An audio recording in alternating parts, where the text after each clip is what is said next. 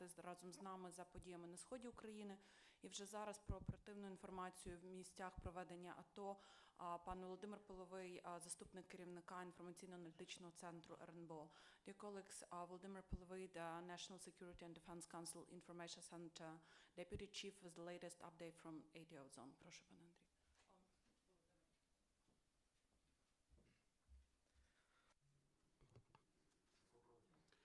Good morning, good afternoon.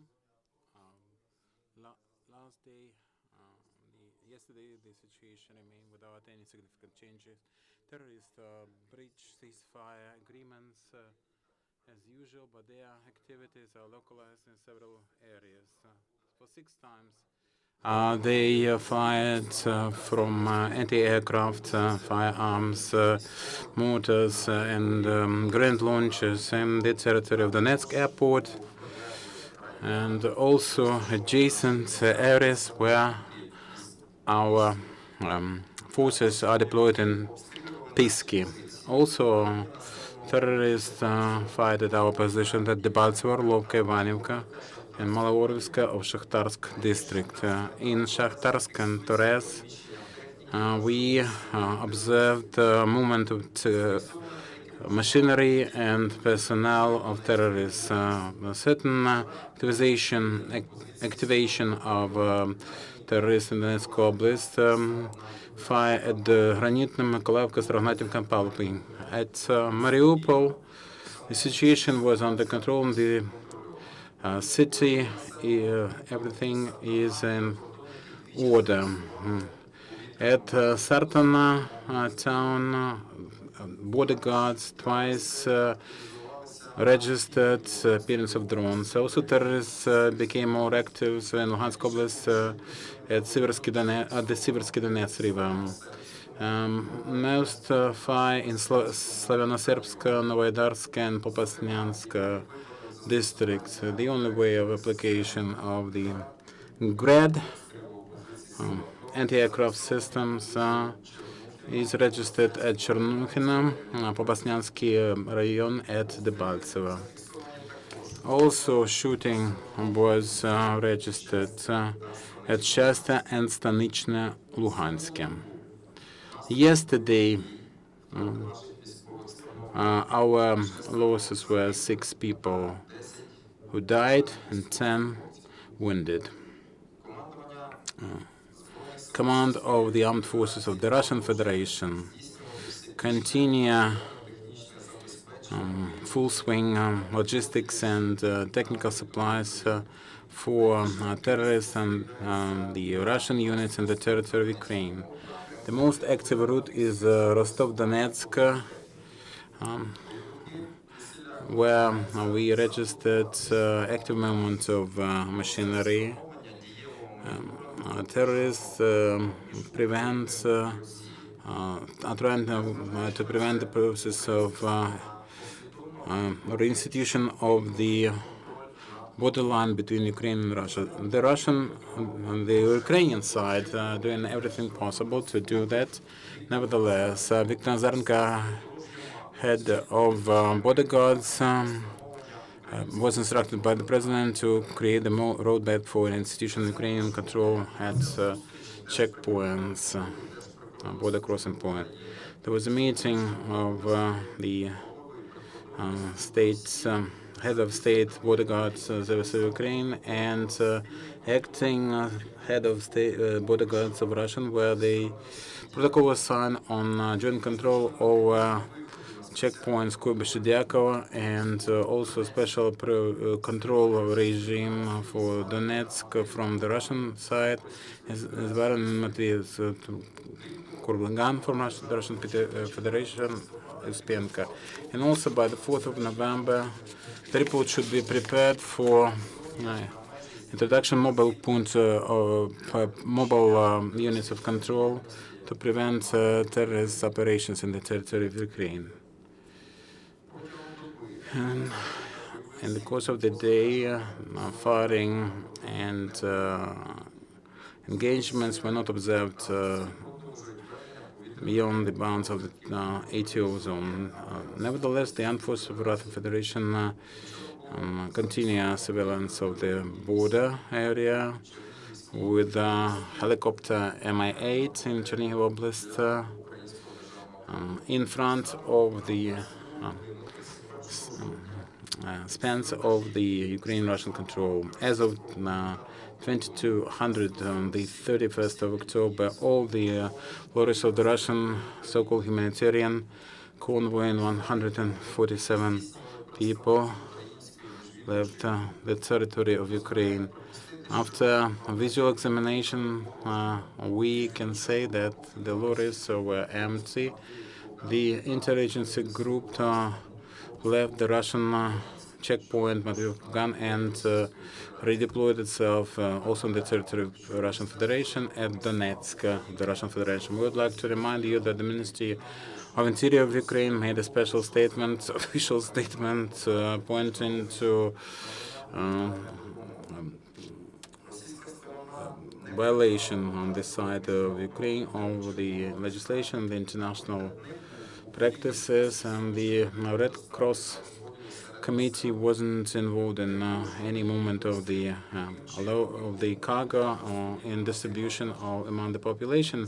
There's no notion of specific groups or individuals to receive that cargo in order to prevent smuggling of ammunition, armaments, and dual-use items. A group of bodyguards and fiscal service at Donetsk and Matveysk of the Russian Federation conducted surveillance over movement of the Russian humanitarian cargo crossing the border of Ukraine, but the official clearance wasn't carried out.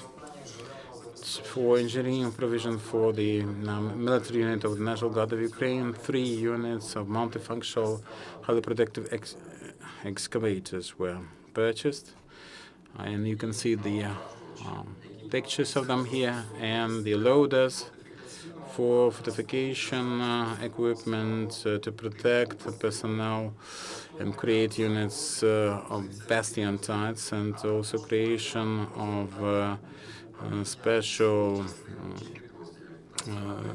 special protection lines, the positions of the units and in the areas of deployment for command and control of military units. According to the requirements of the national legislation, Cabinet of Ministers on the 30th of October 2014 adopted a list of communities in the territory of which the anti-terrorist operation is in progress. Adoption of this list will provide for resolution of many problems for protection of human rights of the citizens and civil rights of the citizens, and also regaining all the territories. For the passation of the pseudo elections, terrorists coerce local population, especially pensioners, promising to provide social cards for them, without which they allegedly won't be positioned to receive the pension in LPR and the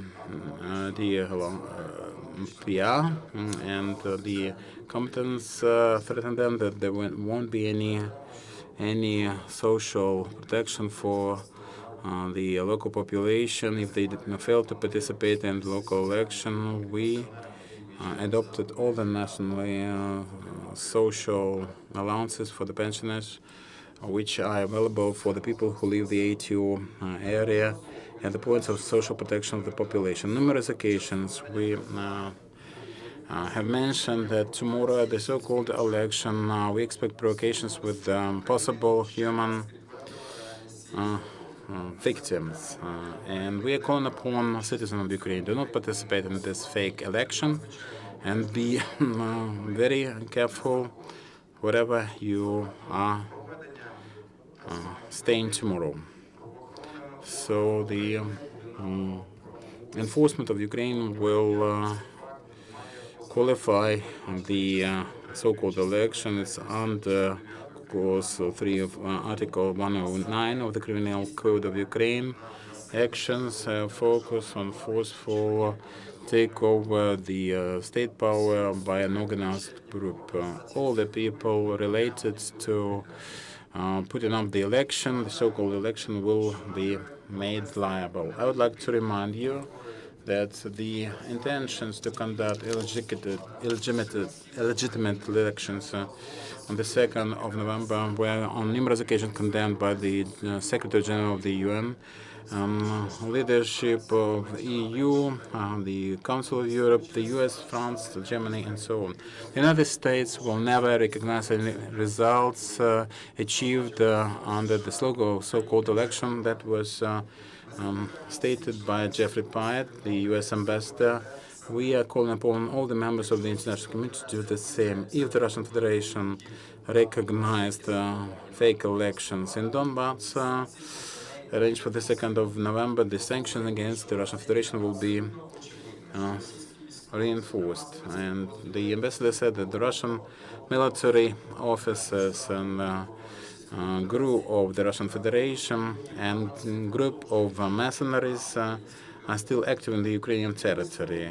He expressed his conviction that when the border of Ukraine is closed, the Ukrainian state will be in position to deal with the military and political threats inside its territory. President of Parliamentary Assembly of the Council of Europe, Andrus, criticized decision of the self-appointed authorities of DPR and LPR to conduct elections on the 2nd of November. The President of the Parliamentary Assembly called upon the Russian authorities to comply with the decisions of the Minsk Accords. On the 31st of October, yesterday at the press conference, the German governmental speaker made the following statements. Approaches to resolution of the conflict in the east of Ukraine have to envision protection and preservation of the territorial integrity of Ukraine. The basis for such resolution is Minsk Accords of the 5th of September 2014. The main role should be played by OSCE. The government of the government of Germany consider the so-called election of the 2nd of November illegitimate and will never recognize their results. This complicates conflict resolution in the east of Ukraine. Germany has the stance that election and further formation of local authorities in Donbass should be in full compliance with the Ukrainian legislation. The 31st of October, the Russian Federation blocked the statement of head of the Security Council of UN for the press with condemnation of illegal elections in Donbass planned for the 2nd of November. In the draft document, the sovereignty, independence, territorial Ukraine was supported, and there was a call upon all the signatories to fully comply with Minsk Accords. Thus, the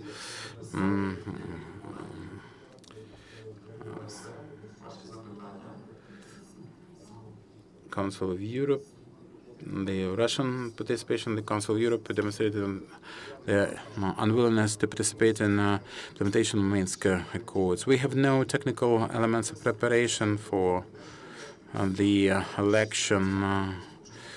People starting from 16 allegedly were to be made voters through internet and so on. This is question number one. The second question is Ms. Harchenko recently mentioned another fake election for local councils for December. What do you know about this plan? The Ukrainian side will never recognize any elections prepared and conducted by this party. They will be always illegitimate. No information for the balloting bags or balloting areas is unavailable. So this is just unsubstantiated statement, and we know the result of such statements. As to elections in December, we'll recognize only one election in December. On the 7th of December, the election will be conducted to the local authorities. in Donbass, according to the courts and to the law on the special status of governance in the territory of the eastern part of Ukraine. Ukraine TV channel, Olena Machenko, terrorists announced another offensive planned for the 4th of November. Is it realistic, and should Ukrainian military officers expect anything of the kind? On numerous occasions, we announced the concentration of capabilities and personnel on machinery being concentrated at the border with Ukraine. All the movements of such machinery is under control of our armed forces. And certain activation of terrorists is observed already now, today, but our armed forces are ready to repel any attack and any activities of the terrorists for the future. On the 4th of November, is it a likely date? You want me to evaluate the date of possible provocation. This is supposed to be provocation, and the opportunity for such provocation in the nearest future is arranged for, but our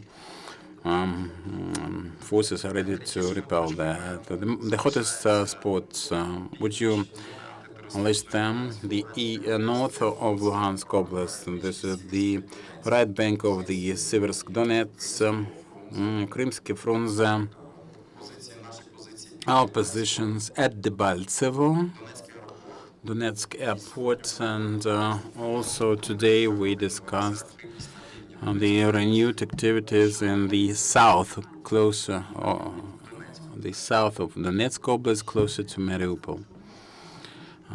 From foreign journalist, we have a question.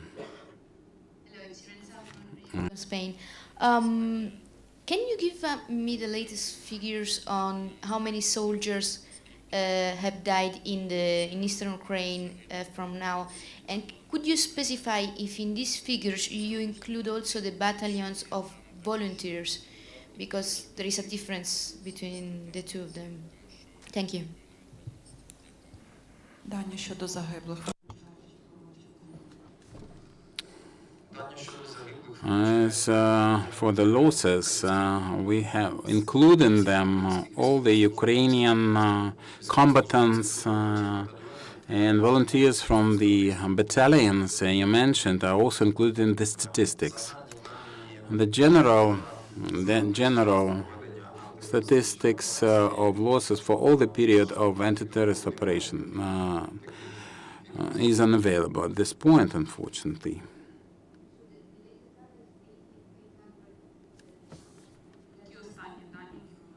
Дата.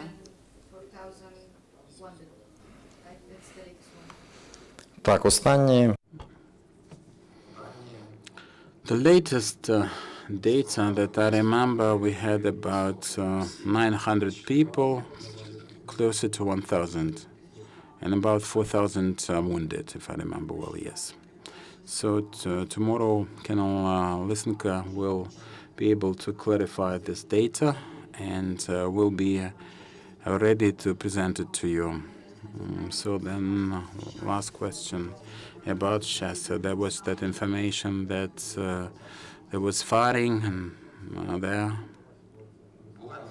Yes, we had the information that firing at Shasta continued, and that was also true for this morning. Shasta is on the left bank of the Seversky Donetsk River. In order to cross to approach Shasta, they need certain grounds on the left bank. This is not so it's about firing and repelling the surveillance and subversive groups. Are there any losses? As I mentioned, we lost yesterday 6 people and 10 people wounded. So if we have no further questions, thank you very much. Our Press briefing tomorrow will be conducted at 12:30.